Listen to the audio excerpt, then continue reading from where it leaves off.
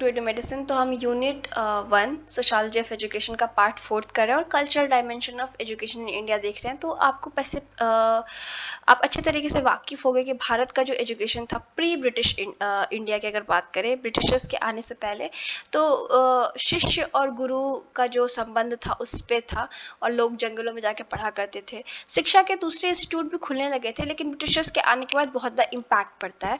तो सबसे पहले हम अकॉर्डिंग टू कुमरास स्वामी देख लेते हैं। तो उनके हिसाब से इन्होंने एक बताया था कि एक मीनिंगफुल एजुकेशन सिस्टम कैसा होना चाहिए। एक तो यूनिवर्सल फिलोसॉफिकल एटीट्यूड होना चाहिए, हर प्रकार की जो फिलोसफी है उसको समझना, जानना, केवल एक सेंट्रिक नहीं, जैसे इंडियन फिलॉसफी या एशियन फिलॉसफी, ऐसा नहीं, यूनिवर्सल फिलोसफिकल एटीट्यूड, हर चीज़ की रिस्पेक्ट करने की आया होनी चाहिए। जो बच्चा है, जो स्टूडेंट है, उसको पता होना चाहिए कि क्या चीज़ सेक्रेड है, क्या प्रोफेन है। ठीक है, केवल रिलीजियस फॉर्म में नहीं, अलग तरीके से। देखिए, आप सेक्रेड एंड प्रोफेन के बारे में बहुत ही डिटेल में सोशियोलॉजी ऑफ रिलीजन लिए होंगे तो पढ़ेंगे। सेक्रेड का मतलब पवित्र होता है। मैं बहुत ही सिंपल वर्ड में आपको समझा रही हूँ, बहुत ही डिटेल्ड भी होता है। एंड प्रोफेन का मतलब जो डेली की चीज़ें होती हैं, जो सेक्रेड नहीं है, जो सेक्रेड के लिस्ट में नहीं आता, आप अपवित्र कह सकते हैं, पर पूरी तरीके से अपवित्र नहीं, डेली की चीज़ें। सेक्रेड मतलब किसी धर्म से संबंधित है, किसी इम्पॉर्टेंट, इतना इम्पॉर्टेंट कि उसकी हम अलग रिस्पेक्ट करते हैं, इसके बारे में समझे। उसके बाद रिलीजियस टॉलरेंस हो, हर तरीके के रिलीजन्स के बारे में नॉलेज हो, अवेयरनेस हो, एटिकेट हो, कि एक तरीके से जो लाइफ होती है वो प्रॉपर वे में अपना कंटिन्यू करें। रिलेशनशिप जो टीचर और प्यूपिल के बीच में हो, वो गुरु और चेला की तरह हो, जहाँ पे लिटरेचर्स वगैरह को पढ़ा जाए, आइडियल कैरेक्टर्स वगैरह को अपने लाइफ में उतारा जाए, और आप इकोनॉमिकली भी एक लेवल पे जाके रिच हो। ठीक है, केवल वो नहीं, हर जो पार्ट है जीवन का उसमें यूनिटी हो, और केवल हमारा कंट्रोल एक्शन पे नहीं, जो हम काम कर रहे हो उस पे कंट्रोल नहीं, हमारे थॉट पे भी कंट्रोल हो। ऐसे विचार नहीं आ रहे हो बार बार जो आपको परेशान करे। उसके बाद पूरा जो इंसान का पोटेंशियल है उसको डेवलप करना एक एजुकेशन का काम होता है। और उसके बाद इसीलिए हमारे हिसाब जो हमारा सोशलाइजेशन है, चाहे एजुकेशन है, वो ईस्ट में यानी एशियन कंट्रीज़ में स्पेशली बहुत ज़्यादा इंपॉर्टेंस रखता है। इंडिया में जिस तरीके से आप जानते हैं, ब्रिटिशर्स के जाने के बाद, आज़ादी के बाद, बहुत सारे कमीशन सेट किए गए एजुकेशन को लेकर। डिटेल में आप सेकेंड बुक में कमीशंस के बारे में पढ़ेंगे। उन डिफरेंट कमीशंस ने डिफरेंट तरीक़ों से सुधार करने की एजुकेशन में बात की, और वो सब हम डिटेल में आगे पढ़ेंगे, चिंता मत करिए। यहाँ पे अभी आपको जानने की ज़रूरत नहीं है, और जानना हो तो गूगल तो है ही। उसके बाद एजुकेशन का जो फाउंडेशन था, जो उसकी नींव थी, वो ब्रिटिशर्स ने रखी थी, और इसलिए हमें लगा कि उसमें हमें रिफॉर्म, एक क्रांति लाने की आवश्यकता है। बिकॉज जिस तरीके का एजुकेशन सिस्टम था वो कुछ ज़्यादा ही इंसान के रट्टा मारने पर इस टाइप पे था, और जहाँ पे आप बेसिकली जो आपका सेल्फ था, आपका कल्चर था, उससे आपको अलग करके एक अलग प्रकार की शिक्षा दी जाती थी, जिससे आप सिर्फ कलर बन सकें। एंड उसके बाद क्या हुआ कि एजुकेशन उस टाइम पे इस तरीके से अपने बच्चों, मतलब जो बच्चे थे, उनको कल्चर से उनके अलग कर दिया, उनको अपने ही कल्चर से एक तरीके से एलिनेट कर दिया, अलग कर दिया, और बच्चे अपने कल्चर को ही निचले तबके का समझने भी लगे। एंड उसके बाद जो क्रिएटिविटी थी, इन सब चीज़ों को ख़त्म कर दिया लार्ज एक्सटेंट पे। ठीक है,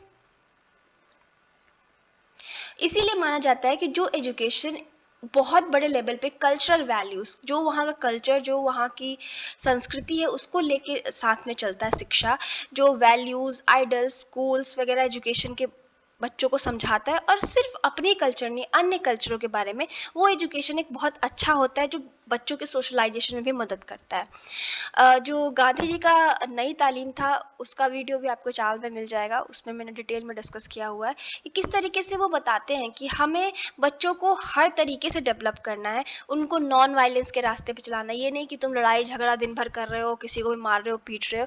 अवेयरनेस होना चाहिए खुद के बारे में भी और दूसरों के बारे में भी, हर किसी के बारे में आपको नॉलेज होना चाहिए। ये नहीं कि आप डिसरिस्पेक्ट कर रहे हो, किसी के कलर पे कमेंट कर रहे हो, किसी की बॉडी पे, इस तरीके का नहीं। ठीक है, आजकल फैशन चल रखा है कि लोग कर रहे हैं और वो बहुत कूल समझा जाता है, बट एक्चुअल में वो कूल नहीं है। एंड उसके बाद ये भी बताया गया किस तरीके से मैनुअल लेबर, बच्चों को कहा गया कि स्कूल में आप सारा काम खुद करेंगे, खाना बनाने से लेके अपने कैंपस की सफाई, क्योंकि हमारे कंट्री में एक तरीके का बीज बो दिया गया है, स्पेशली हमारे कंट्री में क्या बहुत सारी जगह पे, कि सफाई का काम या जो हाथ से काम किया जाता है, खाना पकाना, ये काम सही काम नहीं है, आपको तो बस बाबू बन के ऑफिस में बैठना है। इस टाइप की आइडिया को उनको हटाना था, हर टाइप के काम बच्चा खुद करे, खुद पे डिपेंडेंट हो, आई मीन इंडिपेंडेंट हो, और बिल्कुल ऐसा ना हो कि भाई कोई काम अगर सफाई का कर रहा है तो वो खराब काम है, हर काम इक्वली इंपॉर्टेंट होता है। इस टाइप की शिक्षा देने की कोशिश की गई थी, ठीक है। उसके बाद शिक्षा का जो हम लोग का दो बेसिक वो था इंडिया में कि किस तरीके से इस प्रकार की शिक्षा दी जाए जिससे को एग्जिस्टेंस ऑफ पीपल हो सके। आपको पता है कि पीसफुल मतलब शांति से लोग एक साथ रह सके, कि भारत बहुत डाइवर्स है, तो शिक्षा तो ऐसे चाहिए हमारे देश में जो हर तरीके के लोगों को एक साथ में लेके चले। और philosophy of life in India and many eastern countries, of course we will, ठीक है, गांधी जी का जो आइडिया है उसको हम बहुत ज़्यादा इंपॉर्टेंस देते ही हैं अपने एजुकेशन सिस्टम में। बाकी गांधी जी और जितने हमारे मेजर इंडियन थिंकर्स हैं उनको आप 3rd चैप्टर में पढ़ेंगे, वीडियो चैनल पे होगा, ठीक है। सोशलॉजिकल पर्सपेक्टिव ऑन एजुकेशन, ये बहुत ही इंपॉर्टेंट पार्ट बन जाता है। एक आता है देखिए इसमें आप कंफ्यूज मत होइएगा, एक थ्योरी पे क्वेश्चन आता है, तो थ्योरी का जब क्वेश्चन आए ना, जो कि बेसिकली आप 2nd चैप्टर में पढ़ेंगे, तो थ्योरी मतलब कॉन्फ्लिक्ट थ्योरी, फंक्शनलिस्ट, उसके बाद पोस्ट मॉडर्न। जब सोशलॉजिकल पर्सपेक्टिव की बात की जाए, पर्सपेक्टिव एजुकेशन पे, तो इस पार्ट की बात करेंगे। तो देखिए जो सोशलॉजिकल पर्सपेक्टिव होता है वो किस पे फोकस करता है, प्रोसेस ऑफ एजुकेशन का और inter relation between education and different aspect of society. कि देखिए एजुकेशन का जो प्रोसेस है, जो जिस प्रकार से एजुकेशन काम करती है, उसको भी समझना है हमें यहाँ पे, सोशलॉजिकल जो पर्सपेक्टिव डेवलप करनी है, और किस तरीके से एजुकेशन समाज के अन्य एस्पेक्ट से संबंधित है। अन्य एस्पेक्ट क्या, कल्चर से किस तरीके से शिक्षा संबंधित है, पॉलिटिक्स से किस तरीके से, फाइनेंस से कैसे संबंधित है, इन सबको भी देखना है। और ये भी देखना हम सोशलॉजिकल पर्सपेक्टिव में काम होता है हमारा, कि किस तरीके से शिक्षा जो है वो सोशल प्रोसेसेस को इन्फ्लुएंस कर रहा है, और उनसे किस तरीके से इन्फ्लुएंस हो रहा है। सोशल प्रोसेसेस क्या होते हैं उनको कमेंट में बताइएगा, बिकॉज ये सोशोलॉजी का बहुत ही छोटा टर्म है। देखिए समाज में बहुत सारी चीज़ें हो रही हैं, आपको पता है, बहुत सारी चीज़ें चलती रहती हैं, तो उन सब चीज़ों का क्या इन्फ्लुएंस शिक्षा पे आ रहा है, और शिक्षा उनको किस तरीके से इन्फ्लुएंस कर रहा है उसके बारे में। और देखिए शिक्षा जो सोशोलॉजी ऑफ एजुकेशन है उसकी तो जो हम माने कि फाउंडेशन जो था वो प्लेटो और इन सब सोक्रेट वगैरह थिंकर्स की जब भी शिक्षा की बात करते थे तो एक सोशलॉजिकल एस्पेक्ट से ही बात करते थे, या जो उनका समाज शास्त्रिक जो अंडरस्टैंडिंग होती है उसी से बात करते थे एक समाज शास्त्री के तौर पे, लेकिन हम उनको टैग नहीं देते हैं, ठीक है। तो इसका तो जो सोशोलॉजी ऑफ एजुकेशन डेवलप हुआ वो तो बहुत पहले से डेवलप हो चुका है, लेकिन हाँ हम इसको नया सब्जेक्ट बोलते हैं बिकॉज सब्जेक्ट बनना या उसको टैग मिलना बहुत बाद में शुरू हुआ है, ठीक है। उसके बाद इन लोगों की थ्योरीज में आप जानते हैं कि शिक्षा के बारे में क्या बात की गई, मैंने ऊपर भी डिस्कस कर ही रखा है। उसके बाद जो सोशोलॉजी ऑफ एजुकेशन है वो स्पेशल एक तरीके का सब्जेक्ट बनाया गया बहुत लेटर, और एमाइल डर्कहाइम जो कि फ्रेंच सोशोलॉजिस्ट है उन्होंने बहुत ज़्यादा एम्फोसिस दिया, बहुत फोर्स करके या इस तरीके से कहा कि हमें इस तरीके की जो सोशोलॉजिकल अंडरस्टैंडिंग है वो ज़रूरी है। जयाराम जो है वो बताते हैं कि जो एजुकेशनल सोशोलॉजी है, देखिए एजुकेशनल सोशोलॉजी है ना ये पहले आती है सोशोलॉजी ऑफ एजुकेशन से, ये पहले एक सब्जेक्ट बनता है, ठीक है, लेकिन बाद में इसमें लोगों का इंटरेस्ट खत्म हो जाता है, तब सोशोलॉजी ऑफ एजुकेशन आता है। तो एजुकेशनल सोशोलॉजी अलग है, सोशोलॉजी ऑफ एजुकेशन अलग है, हम अभी डिस्कस करेंगे। तो देखिए जो एजुकेशनल सोशोलॉजी है जो पहले उत्पन्न हुआ था वो कब आता है, यूनाइटेड स्टेट ऑफ अमेरिका और कनाडा में बहुत सारे इमिग्रेंट जाने लगते हैं, ठीक है। इमिग्रेंट कौन, जो अपना देश छोड़ के वहाँ पे अलग अलग जगहों से जाने लगते हैं, तो उस समय में हमें बहुत सारे बच्चों को पढ़ाने की आवश्यकता होती है जो बहुत ही अलग अलग बैकग्राउंड से आते हैं। तो जो वहाँ की शिक्षा से संबंधित लोग होते हैं वो इस प्रॉब्लम को देखते हैं, तो वहाँ पे उनके सामने कुछ क्वेश्चंस होते हैं कि किस तरीके से हम इमिग्रेंट्स जो बच्चे हैं उनको पढ़ाएं कि वो कम्युनिटी का एक हिस्सा अपने आप को, मतलब यूएस और कनाडा का अपने आप को बन जाए। देखिए उस टाइम पे यूरोप के हर कंट्री से, एशिया के बहुत कंट्री से सब लोग गए होते हैं, पूरी दुनिया के लोग, ठीक है। तो उन सबको एक कम्युनिटी बनाना, क्योंकि इतना डाइवर्स हो गया। उसके बाद नेचर, स्कोप और डिज़ाइन करना एजुकेशन इस तरीके का, जो बच्चे गाँव में रहे हैं और जिनका फॉर्मल एजुकेशन पहली बार स्कूल में जाके वो शिक्षा शिक्षा ले रहे हैं गाँव से, वो भी चीज़ों को समझ सकें।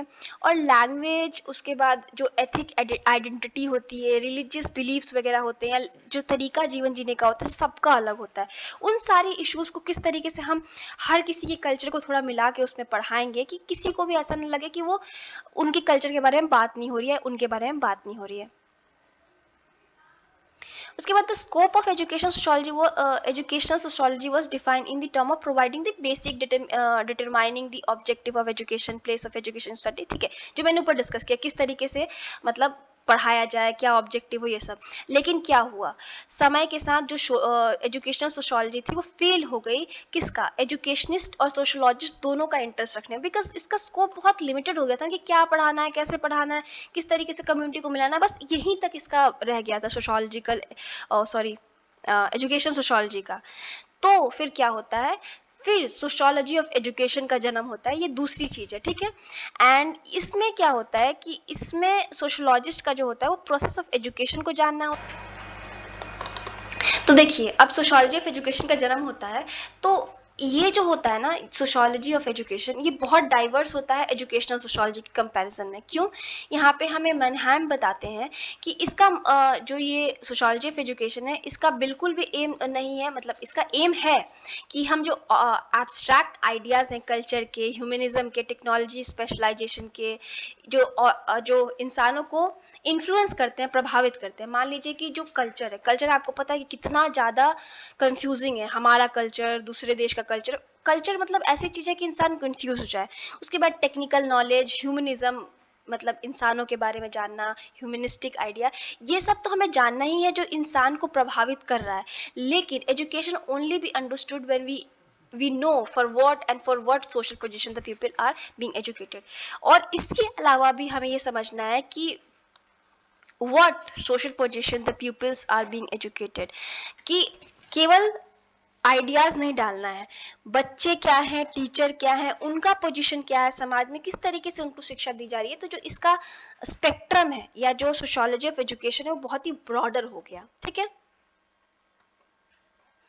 तो हमें क्या बोलते हैं कि जो सोशोलॉजिकल पर्सपेक्टिव ऑन एजुकेशन है वो social and culture context of education की बहुत ज़्यादा इंपॉर्टेंस मतलब एम्फोसिस देता है, फोकस करता है कि किस जैसे डरखाइम की अगर हम बात करें तो ये फोकस करते हैं कि किस प्रकार से जो शिक्षा है वो समाज को प्रिजर्व करने में, कल्चर को प्रिजर्व करने में मदद करता है। मतलब शिक्षा के द्वारा ही हम जो समाज की चीज़ें हैं, समाज का नॉलेज है, मान लीजिए कि बच्चा आपके घर में पैदा होता है तो हम उसको सिखाते हैं कि किस तरीके से आपको प्रार्थना करनी है, पूजा करना है, किस तरीके से खाना है। तो हम एक कल्चर से दूसरे कल्चर से शिक्षा के द्वारा, कहानियों द्वारा भी हम उसको सिखा रहे हैं। ठीक है, तो इस तरीके से है। और जो एजुकेशन है वो बहुत डायनेमिक है अपने कैरेक्टर में। ठीक है, ये चीज़ समझ लीजिए, क्योंकि अगर हमने हिस्टोरिकल पर्सपेक्टिव डिस्कस की तो हर समय में हर जो एजुकेशन की नीड थी वो अलग थी। जैसे कि हमने एथिक्स की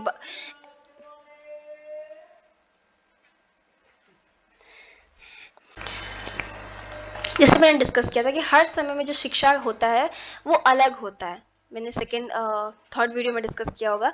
और जब समय के साथ शिक्षा की जो नीड होती है या ज़रूरत जो होती है या शिक्षा जो होती है वो बदलता रहे। जैसे हम एथेंस की बात करें तो उस टाइम पे उनको इस तरीके का समाज बनाना था जहाँ पे लोग इन्फॉर्म्ड हों, सब एक दूसरे के साथ प्रेम से रहें। लेकिन रोम में क्या चाहते थे वो बच्चों को बनाना, जो मिलिट्री का काम करें और आर्ट का काम करें, जो बहुत अच्छे ओरेटर हो। तो समय के साथ ये बदलता रहता है। अगर हम मिडिल एजेस की बात करें तो जो क्रिश्चियंस थे वो ज़्यादातर धर्म की शिक्षा देना चाहते थे। रेनेसा में लिटरेचर की बात बढ़ती है। और अगर हम वही रिफॉर्म उसकी बात करें एनलाइटमेंट की, तो साइंस की। तो समय के साथ जो शिक्षा का नीड है वो बदलता रहता है। एंड अगर हम अभी की बात करें, लाइक प्रेजेंट टाइम की अगर हम बात करें, तो शिक्षा जो है वो बहुत बदल चुका है। स्पेशली जो इंडस्ट्रियलाइज सोसाइटीज़ हैं वगैरह वगैरह, वहाँ पे हमें बहुत ही स्पेशलाइज्ड अपने बच्चों को बनाना पड़ा, इंजीनियर्स, डॉक्टर्स, लॉयर्स और ये सब। और उसके बाद जो थर्ड वर्ल्ड कंट्रीज़ हैं वो कहीं न कहीं जो ये अमेरिका और यूरोप से जो शिक्षा की आइडियाज़ है, उनमें बहुत ज़्यादा जा रहा है। एमबीए आपको पता है अमेरिका से लिया हुआ एक ऐसा डिग्री है जो कि पूरे विश्व में बहुत ज़्यादा ज़रूरी आज के समय पे हो चुका है, तो इस टाइप का है। तो देखिए ये इस वाले पार्ट को मैंने आपको अच्छा-सा बेसिक सा नॉलेज दे दिया कि क्या है और जो सोशियोलॉजी ऑफ एजुकेशन है वो किस तरीके से डेवलप हुआ और पर्सपेक्टिव क्या है। देखिए यहाँ पे कहीं-कहीं यहाँ पे बात की गई है जिस तरीके से डर्कहाइम की, कि डर्कहाइम क्या चाहते थे। तो यहाँ पे अगर ये क्वेश्चन आ जाता है तो आप इसके साथ और भी थिंकर्स जो आगे आप चैप्टर्स में पढ़ेंगे लाइक कॉन्फ्लिक्ट स्ट्रक्चर्स, जो कॉन्फ्लिक्ट थिंकर्स है वो, इन सारे थिंकर्स को भी डाल के आप इस आंसर को काफ़ी बड़ा भी कर सकते हैं। वैसे तो 500 वर्ड आपको ही लिखना होता है, ठीक है। So thank you so much, have a nice day. और प्लीज़ चैनल को लाइक करिए, सब्सक्राइब करिए, कमेंट करना मत भूलिए और all the best for the exams.